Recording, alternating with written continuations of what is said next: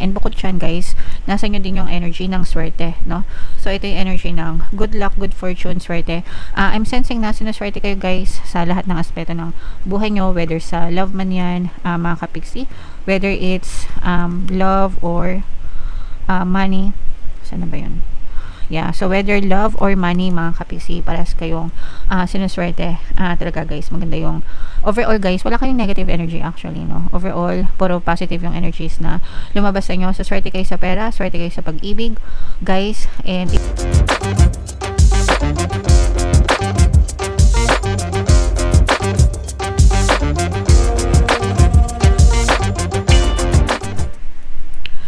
hello guys, hello Scorpio, welcome back to Pinoy Pixie Tarot.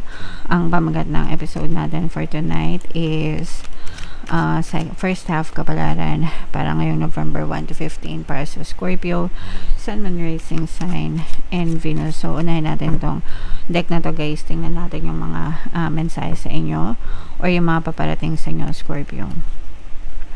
So, yung first message, wow, meron tayong good news, mga kapiksi. Ibig sabihin nito guys, i-anticipate nyo na may dadating, no, na mga magagandang balita sa inyo guys. Depende ko ano yung focus nyo.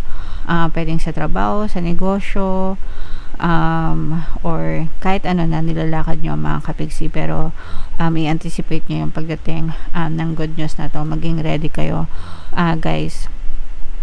And habang inaantay nyo to, mag-affirm kayo, mga kapiksi, no, everything is always working out in my favor, okay?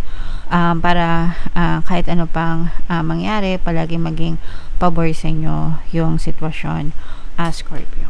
Alright? So, yun yung first message, guys. Another message for you, Scorpio. Live and learn, mga kapiksi. So for some of you guys, maaring may mga training, may mga seminars, may mga events kayo na pupuntahan, mga kapiksi. Depende sa kung ano yung current na situation nyo, pero this is about learning and development, yung mga personal skills nyo guys, no? Kumbaga parang nag-i-invest kayo sa sarili nyong kaalaman, kakayahan para lalo pa kayo mag-develop, lalo pa kayo mag-grow, and magagamit nyo yan para sa inyong kinabukasan guys. Regardless, kahit physical pa yan or online, mga kapiksi, as long as nag-i-invest kayo, kayo din naman yung makikinabang dyan guys, okay? Alright.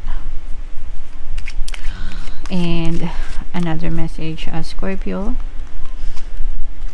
So, meron tayong strategy, mga kapiksi, pag-aralan. Ito guys, maganda ito kasi parang napapanahon na November na.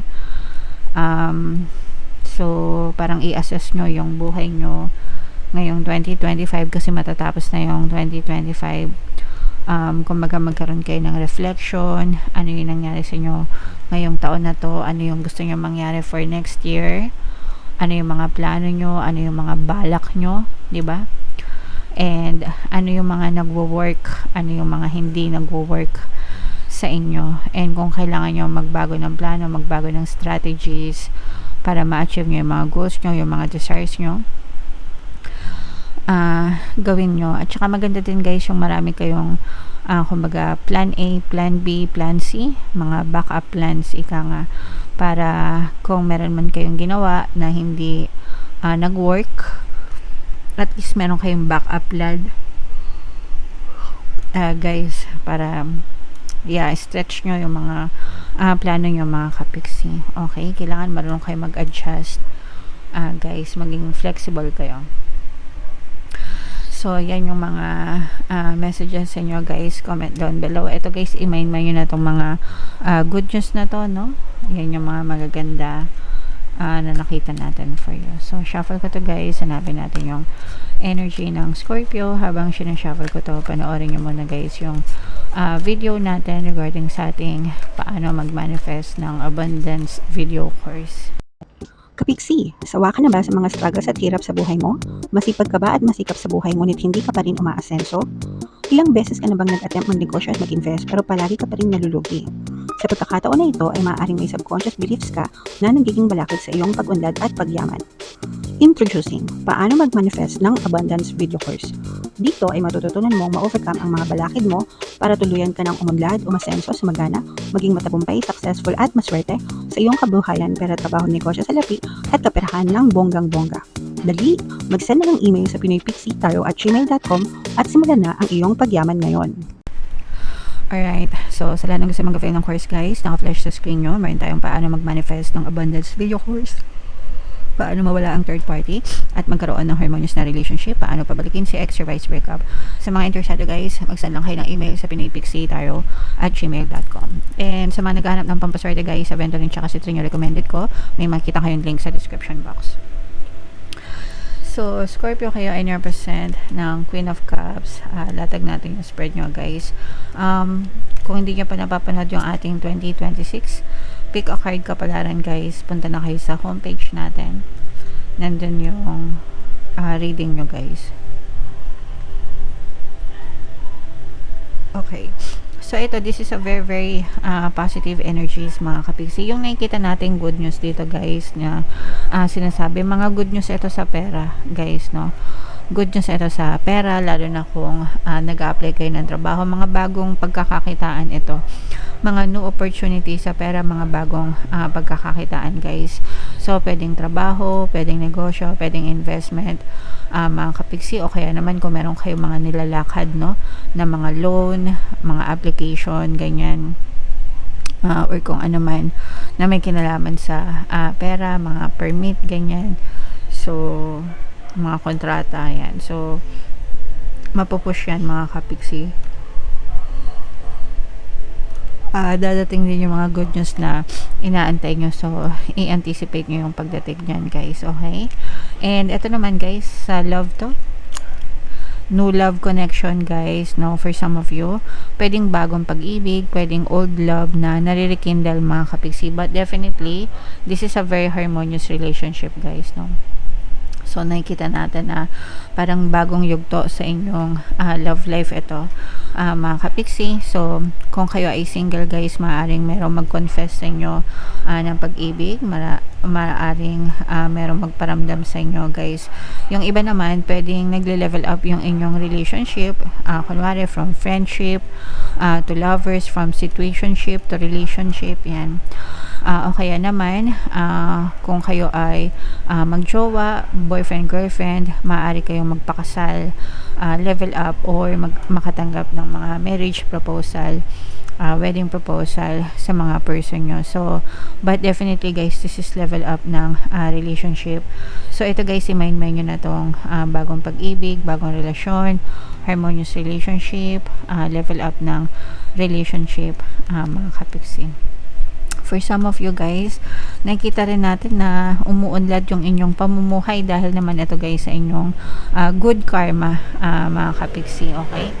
Dahil sa inyong mga good karma, nire-reward kayo, binibigyan kayo ng rewards ni universe para mas lalong umunlad ang inyong pamumuhay. At saka yung sinasabi natin dito guys, no, na live and learn, yan. So ito mga kapiksi, yung magle-level up yung inyong pamumuhay dahil sa pag-i-invest nyo sa sarili nyong mga kaalaman, karunungan guys, no. Kumbaga, hindi kayo nananahimik lang sa inyong comfort zone and challenge nyo yung inyong buhay para mas lalo pang mag-level up, mga kapiksi. Alright? So, napakaganda, super nice.